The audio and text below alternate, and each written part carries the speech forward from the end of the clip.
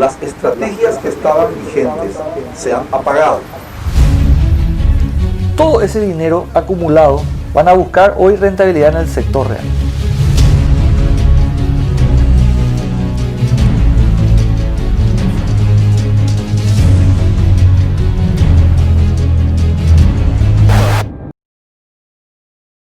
Cuando me dijeron que comenzaba una especie de cuarentena dinámica o cuarentena inteligente, vine a este lugar, a mi biblioteca en el Club de Ideas, para leer los clásicos y para descubrir una verdad, 2 lecciones y 5 secretos.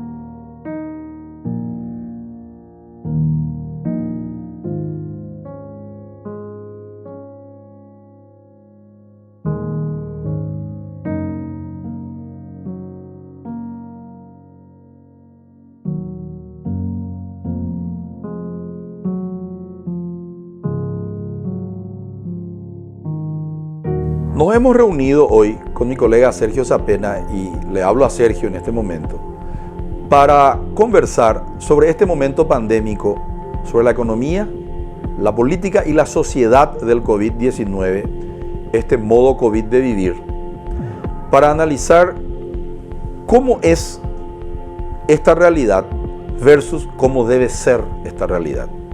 Porque la mayoría de los analistas nos hemos concentrado en lo que puede salir mal: las políticas monetarias, expansionistas, el crédito que nunca llega a tiempo, y las políticas fiscales, en donde el Estado ha demostrado que no tiene suficiente recurso o suficiente cantidad de recursos como para dar de comer a los cautivos.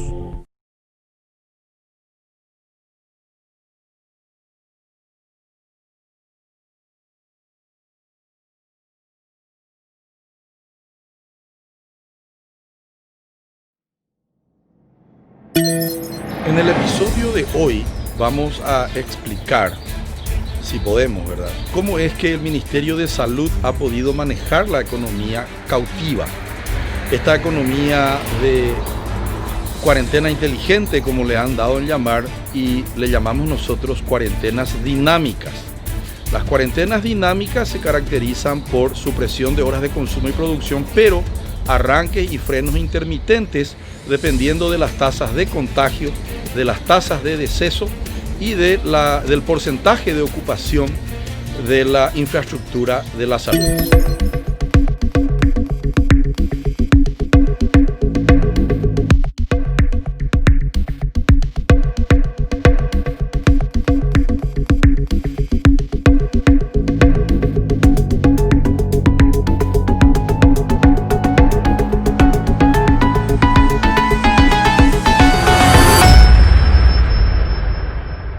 Es importante decir, entonces, Sergio, y la gente que está viendo esta serie que hemos dado en llamar Cómo salir del cautiverio, creo que así le vamos a llamar, la gente tiene que entender que no necesita creernos a nosotros de buenas a primeras. Lo que debe hacer es consultar otras fuentes y sacar sus propias conclusiones. Fuentes objetivas. Recordemos, esto no es neurolingüística, no es buena vibra, ni no es energía positiva, ni no es, como dicen los brasileños, alegría, alegría, alegría. Es solo alegría, dicen los brasileños. No, esto no es algo subjetivo, no es solamente emocional. Nosotros podemos ver que hay una tendencia en la cual la riqueza crece en Paraguay año tras año de manera exponencial, y por ende los patrimonios. ¿Cuáles son los únicos riesgos que tiene la economía paraguaya en una economía en la cual se vuelve a los activos reales, donde la economía real vuelve a estar de moda, Sergio? ¿Cuáles son los riesgos que tenemos? Los riesgos son que no tengamos la infraestructura suficiente y rápida para recibir todos esos activos. Para eso tenemos que ampliar el sistema financiero, que hoy no puede recibir todo ese flujo de capitales. ¿Por qué? Porque no puede meter un elefante en una jaulita. Por un lado. Por otro lado, no hay proyectos. Entonces no podés llegar al banco privado con 10 millones de dólares si no hay un proyecto en el cual vas a capitalizar eso. Entonces lo que tenemos que hacer es, en esta etapa son dos cosas. Tenemos que prepararnos con proyectos de inversión y tenemos que prepararnos con esa visión de menú de opciones con Estados Unidos para generar la rentabilidad de su industria, por un lado, y de vuelta vender nuestro producto, proteína animal y vegetal, para ayudarle a cumplir el acuerdo comercial con China. Que ellos tienen pendiente. Que ellos tienen pendiente, que firmaron, y después de las elecciones en Estados Unidos a fin de año, donde se van a cambiar todas las reglas económicas y políticas en el mundo, van a exigir el cumplimiento de la regla, siempre que gane el republicano y conservador Donald Trump. Existen tres realidades que son las realidades más importantes que inclusive nosotros, vos y yo, estábamos leyendo en este momento pandémico, encerrados en nuestras casas, en cautiverio, en lo que se llama cuarentena. Antes te quiero comentar algo. ¿Vos sabías que la cuarentena es un método medieval? En la antigüedad, en los años 1500, 1600, la gente iba de cuarentena. Porque lo importante no es el agente patógeno. Lo importante, más que el agente patógeno o que el COVID, en realidad es la fortaleza del terreno. La fortaleza, y nosotros precisamente vamos a hablar de la fortaleza que tiene el territorio paraguayo en sus tres elementos. Por lo menos en dos de ellos hay mucha fortaleza.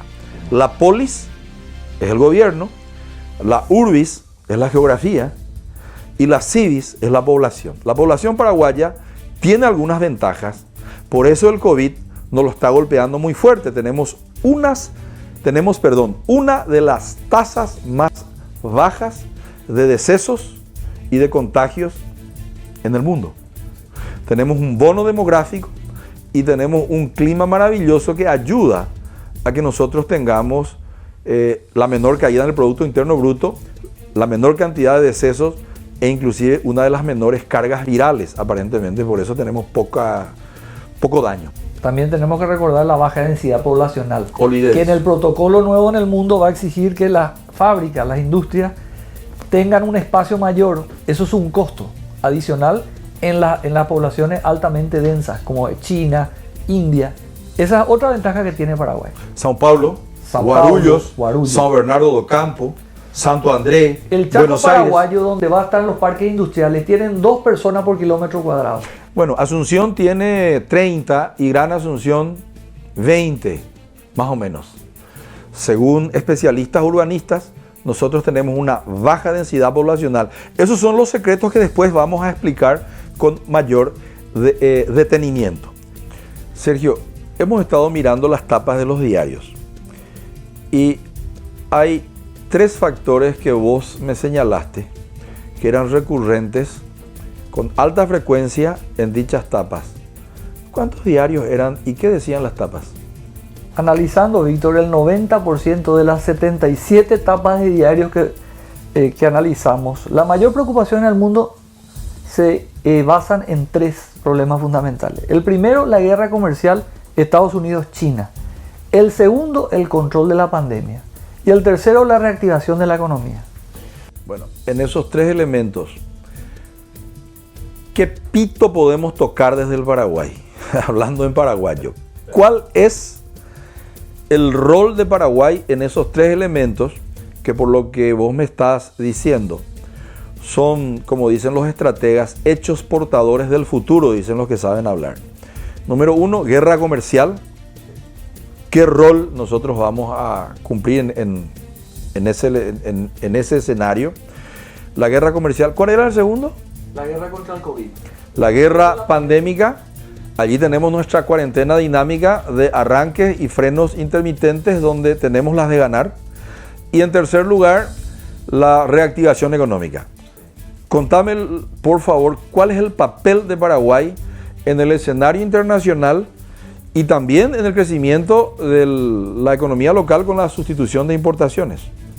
Resulta que las publicaciones estas de los periódicos avalaron la confirmación del gobierno de Estados Unidos a Paraguay de que estamos haciendo bien nuestra tarea en los 3 problemas mundiales. En la guerra comercial con Estados Unidos vamos a hacer una alianza de ida y vuelta para rentabilizar la industria que va a migrar de China hacia el resto del mundo, que Paraguay puede ser uno de los receptores, y por otro lado, de vuelta, apoyarle en el cumplimiento del acuerdo comercial con China, que 40% es agrícola. Nosotros tenemos el campo, tenemos los granos, tenemos la carne. Entonces, ese es el equilibrio comercial con Estados Unidos y que va a ser una compensación también porque Paraguay es fiel a Occidente y no está haciendo negocios con China. El segundo es el control de la pandemia.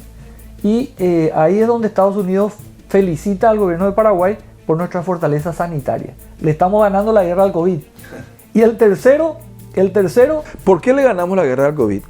¿Qué hizo bien el gobierno paraguayo? Porque cuando uno lee los diarios, Sergio, importante que allí pensemos tranquilos,